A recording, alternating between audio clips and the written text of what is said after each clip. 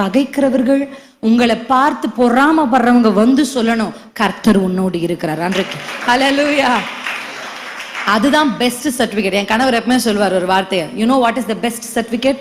உன்னை பகைச்சவங்க நான் ஊழியத்துக்கு வர்றேன்னு சொல்லும் போது என்னை உற்சாகப்படுத்த யாரும் இல்லை. ஆமென். ஏன்னா நான் அப்படிப்பட்ட ஊழிய பின்னலிருந்து வராத ஒரு பெண். வா உனக்கு வந்து ஊழியர் செய் அப்படின்னு சொல்றதுக்கு யாருமே இல்லை. ஒருவரும் இதை விட மோசமானது என்னன்னா, நான் ஊழியத்துக்கு வரேன்னு சொன்னோடனே ஒரு சாபமான வார்த்தையை கொண்டு வந்து எனக்கு கொடுத்து கர்த்தர் இதை உனக்கு சொல்றாருன்னு சொன்னவங்க தான் உண்டு. ஆமென். கர்த்தர் உன்னை ஊழியத்துக்கு அழைக்கல என்று சொல்லி என்னை பரியாசம் பண்ணினவர்கள் தான் உண்டு. ஆனா கர்த்தர் என்னோடு இருக்கிறார் என்பதை எப்ப நிரூபிச்சா தெரியுமா? ஒன்றுமே இல்லாமல் எங்கோ இருந்த எனக்கு ஃபாதருடைய ஜெபத்தோட்டத்துல ஃபாதர் இப்படி நின்று, நான் இங்க சேர்ல உட்காந்துட்டு ஹல்லேலூயா என் திருமணம் நடக்குது. ஃபாதர் சொல்றாரு, அழகா சிரிக்கிறாடா, எங்கடா இவளை பிடிச்ச. ஆமென். ஹல்லேலூயா. கர்த்தர் அந்த கல்யாணத்துக்கு நீ ஊழியமே செய்ய மாட்டேன்னு எனக்கு ஒருத்தர் வந்து வசனம் கொடுத்து சொன்னாரு. அவர் தீர்க்கதரிசின்னு அவரே சொல்லிப்பாரு, சொன்னார் இல்லையா? அவரை வர வச்சிருந்தாரு. ஆமென். அந்த கல்யாணம், ஏன்னா எனக்கும் ஃபாதருக்கும் சம்மந்தமே இல்லை. எனக்கு தெரிஞ்சு எங்க ஃபாதருடைய கேசட் வாங்குறது கூட நாங்க அவ்வளோ we are not அவ்வளோ equipped. ஃபாதரோட பாட்டு எங்க பக்கத்து வீட்டில் இருக்கவங்க நிறைய போடுவாங்க. போய் அந்த அந்த அந்த காம்பவுண்ட் வாலை நின்று கேட்பேன். ஆமென். அப்படி கேட்டு எனக்கு ஃபாதர் திருமணத்தை நடத்தும் பொழுது அங்க வந்து பார்த்துட்டு அவர் வந்து எங்க ஸ்டேஜில், எங்களோட ரிசப்ஷன் ஸ்டேஜில் என் கணவருடைய கையை பிடிச்சு ஓன்னு அழுது சொன்னார், கர்த்தர் உன் கூட இருக்கிறாரம்மா. ஹல்லேலூயா. நல்லா தெரிஞ்சுக்கோங்க, நம்முடைய ஆண்டவர் சத்துருக்களுக்கு முன்பாக நமக்கு பந்தியை ஆயத்தப்படுத்துகிறவர். ஹல்லேலூயா. எனக்கு ஒரு ஊழியக்காரர் இந்த ரெவலேஷன் எனக்கு சொன்ன, எனக்கு ரொம்ப பிடிச்சிச்சு. சத்துருக்களுக்கு முன்பாக பந்தியை போட்டுட்டு வந்து உட்கார வச்சு பாருன்னு பண்றது இல்ல. சத்துருவை கூட்டிட்டு வந்து உட்கார வச்சிருவாரு. உட்கார வச்சுட்டு நம்மள எதிர்க்க உட்கார வச்சிருவாரு. உட்கார வச்சுட்டு இலை போடுவார். ஆமென். முதல்ல உப்பு வைப்பார், ஸ்வீட் வைப்பார். ஒண்ணுன்னா வைக்க வைக்க அவனுக்கு எரியும். ஆமென். மொத்தமா வச்சுட்டு கொண்டு வந்து காமிக்கிறத விட அவனை உட்கார வச்சுட்டு ஆயத்தம் பண்றது எவ்வளவு கடுப்பா இருக்கும். ஹல்லேலூயா. அதுதான் நீங்களும் நானும் ஆராதிக்கிற தேவனுடைய வல்லமை. ஆமென். ஆமென். ஆண்டவரிடத்துல சொல்லுங்க, அப்பா என் சத்துரு உட்கார வச்சு ஆயத்தம் பண்ணுங்கப்பா. ஒண்ணுன்னா வைக்க வைக்க வைக்க வைக்க கடுப்பாங்க ஏறணும். ஹல்லேலூயா. அதான் நான் சொல்வேன், பழி வாங்குதலும் பதில் செய்வதும் எனக்குரியது, நான் அதை செய்வேன், நீங்க சும்மா நான் பாத்துக்கிறேன். ஆமென். கர்த்தருக்கு இடம் கொடுக்கணும். கர்த்தர் என்ன ஊழியத்துக்கு அழைக்கும் போது நான் கர்த்தரிடத்துல உடனே ஒப்பு கொடுத்தேன். ஒப்பு கொடுத்ததுக்கு பின்பாக போராட்டம் இல்லைன்னு சொல்ல முடியாது. எங்க அப்பா இல்ல, எனக்கு தகப்பன் இல்லை. ஆமென். தகப்பன் இல்லாததுனால அந்த முழு பொறுப்பையும் ஒரு மூத்த மகளா நான் தான் எடுத்துக்கொள்ள வேண்டியதா இருந்தது. இந்த பொறுப்பை விட்டுட்டு நான் போய் ஊழியத்துக்கு போகணுன்றது ஒரு பெரிய சவால். ஏன்னா என் தங்கச்சி அடுத்து இருக்கிறா. என் அப்பா போன உடனே, எங்க அப்பா எங்களை விட்டுட்டு போயிட்டாரு. விட்டுட்டு போன உடனே நான் சொன்னேன், அவர் போனா போகட்டும். ஆமென். வைராக்கியத்துல கண்ணீரோட சொன்னேன், நான் என் தங்கச்சியை படிக்க வைப்பேன், நான் அவங்க ரெண்டு பேரையும் பார்த்துப்பேன், இந்த குடும்பத்துக்கு நான் தான் தலைவி அப்படின்னு நான் சொன்னேன் அவங்க கிட்ட. என் தங்கச்சிக்கு வெளிநாடு போய் படிக்கணும்னு ஆசை. நான் சொன்னேன், நான் உன்னை படிக்க வைக்கிறேன். ரொம்ப வைராக்கியத்தோடு படித்தேன். அதற்காக போய் வைராக்கியமா ரொம்ப டெடிக்கேட்டடா ஒர்க் பண்ணேன். ஆனா கர்த்தர் என்னை ஊழியத்துக்கு அழைக்கும் பொழுது அது ஒரு பெரிய ஷாக்.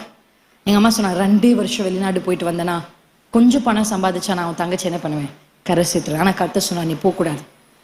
தினமும் என் வாலிப பருவத்தில் எல்லா வாலிபர்களும் எப்படி இருந்தாங்கன்னு எனக்கு தெரியல, but in my young days கர்த்தர் அழைத்த அழைப்புக்கு கீழ்ப்படிய ஒரு மனது, இங்க எமோஷனலா அம்மாவுடைய சைட்ல இருந்து ஒரு ஃபோர்ஸ். ஆமென். இதற்கு இடையில நான் அழுத நாட்கள் எத்தனையோ உண்டு.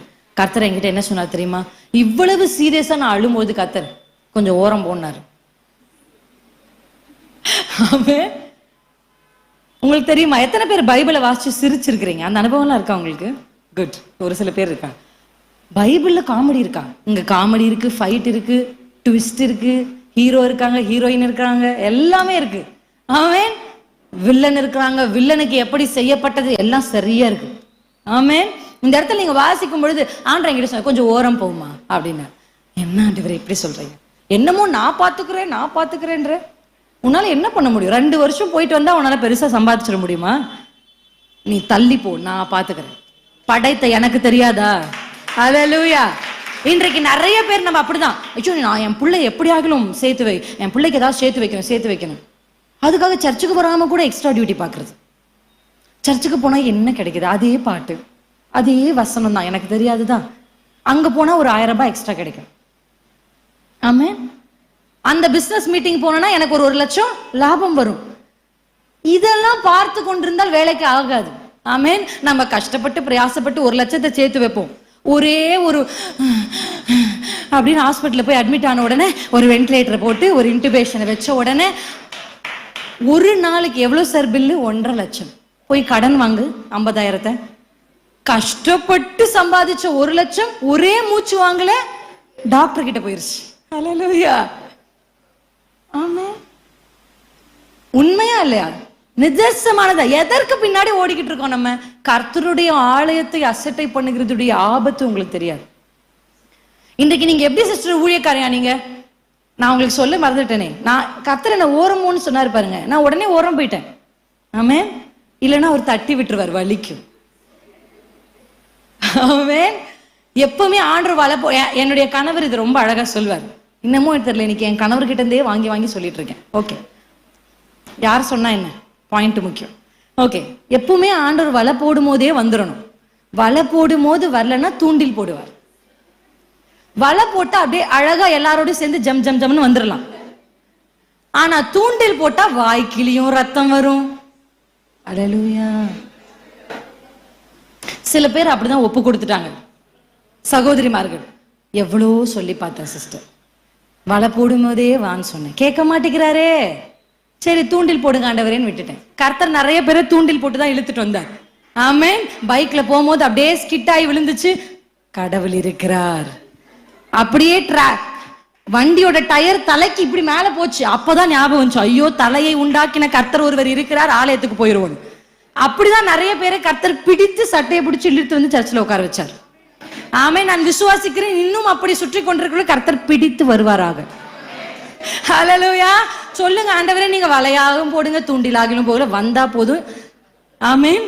சரீரத்துக்கு பாதிப்புகள் எப்பவுமே அந்த காலத்துல எல்லாம் போய் டீச்சர் கிட்ட விட்டுட்டு, இப்பெல்லாம் ஒன்னும் சொல்ல முடியாது. டீச்சர் தான் பயப்படுறாங்க. என் அம்மா டீச்சர்.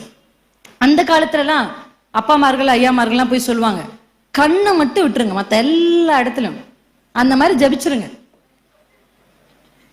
ஆண்டவரே சரீரத்துக்கு பாதிப்புகள் ஏற்பட்டாலும் ஆத்துமா பரலோகம் வந்துடணும் அப்பா. உன் கண்ணை பிடுங்கி போட்டு, கண்ணு முக்கியம் இல்ல, பரலோகம் முக்கியம். ஹல்லேலூயா. உன் கைகளை தரித்து போட்டு. நான் அதை படிக்கும் போது ரொம்ப ஆச்சரியப்படுவேன். இன்னைக்கெல்லாம் யூத்ஸ் எல்லாம் கேட்பாங்க, அக்கா சினிமா பாட்டு பார்க்கலாமாக்கா, சினிமா பார்க்கலாமாக்கா. ஆண்டவர் சொல்றாரு, உனக்கு இடரல் வந்தா உன் கண்ணையே தூக்கி போட்டுன்றாரு. போனை தூக்கி போட முடியாதா? ஆமென். எதெல்லாம் நமக்கு இடரலா இருக்கோ அதை தூக்கி எறியணும். ஹல்லேலூயா. இன்றைக்கு கர்த்தர் என்னை ஓரம் போன்னு சொன்ன உடனே நான் ஒதுங்கி வந்த உடனே கர்த்தர் எனக்கு செய்தது என்ன தெரியுமா? நான் என் தங்கச்சியை வெளிநாடு கொண்டு போய் படிக்க வைக்கல, கர்த்தர் கொண்டு போய் படிக்க வச்சேன். ஹல்லேலூயா. 0 பேலன்ஸ். ஏன்னா எனக்கு அப்பதான் கல்யாணம் முடிஞ்சிச்சு. ஒரே மாசத்துல வெளிநாடு போறான். உங்களுக்கே தெரியும், கல்யாணத்தை பண்ணிப்பாரு, வீட்டை கட்டிப்பாரு, ஒண்ணுமே இல்லை. கர்த்தர் அவளை கொண்டு போனார். ஹல்லேலூயா. கொண்டு போய் நம்ம எல்லார்கிட்டயுமே வாலிப பிள்ளைங்களை கேட்டா உனக்கு எந்த போன் வேணும்னு கேட்டா, இப்ப குழந்தைய சொல்ற போன் ஐபோன். அந்த ஆப்பிள் கம்பெனில என் தங்கச்சிக்கு ஒரு வேலையை கற்றுக் கொடுத்தார். No recommendation. அவளுக்கு ஆப்பிள் கம்பெனிக்கு வேலைக்கு போறோன்னே தெரியாது. அங்க கீழே ஏதோ ஒன்று இருந்துச்சு, சரி இங்கதான் போறோம் போல அப்படின்னு அப்புறமா பார்த்தாதான் வேலையெல்லாம் கிடைச்சிருச்சு. எல்லாத்தையும் ஃபிக்ஸ் பண்ணிட்டு அப்புறம் போன், அது ஆப்பிள் கம்பெனி ஆண்டி, எனக்கு தெரியவே இல்லை. அப்படிதாங்க வேலை கிடைச்சிச்சு. ஏன் இதை உங்களுக்கு நான் சொல்றேன் தெரியுமா? ஒன்றுமே இல்லாத போதும், எத்தனையோ பிரச்சனை என் குடும்பம் சந்திச்ச போதும், என் அம்மா எங்க 2 பேர் கையை பிடிச்சிட்டு வந்து ஆலயத்திற்கு முதல் ஆளா வந்து கீழே உட்கார வச்சிருப்பாங்க. ஆமென். உபவாச கூட்டம், காத்திருப்பு கூட்டம், ஆமென், ஆல் நைட் பிரேயர், எல்லா கூட்டத்திலும் எங்க 2 பேரை பார்க்கலாம். நான் கொஞ்சம் இப்படி திரும்பி பார்ப்பேன், என் வயசுல ஒரு பிள்ளை கூட இருக்காது, எல்லாம் பாட்டி மாதிரி தான் இருப்பாங்க. எங்க மம்மியை பார்ப்பேன், கில்லுவாங்க. எதற்காக தெரியுமா? இங்கிருந்து பிரீச்சர் வசனம் சொன்ன உடனே எடுத்து பேசணும். அங்க எப்படியும் 5 ஆண்டி ரெடியா இருப்பாங்க, குலாடி சண்டை மாதிரி. நான் படிக்க நீ படிக்க, நீ படிக்க நான் படிக்க. ஆனா அந்த காம்படிஷன் நடுவுல நான் படிக்கலன்னா எங்க அம்மா என்ன பண்ணுவாங்க? அப்படியெல்லாம் தாய்க்கு அடங்கி இருந்ததுனாலையும் என்னமோ பைபிள் காலேஜே போகாம இந்த வசனங்களை பிரசங்கிக்க கர்த்தர் எனக்கு கிருபைகளை தந்தார். ஆமென்.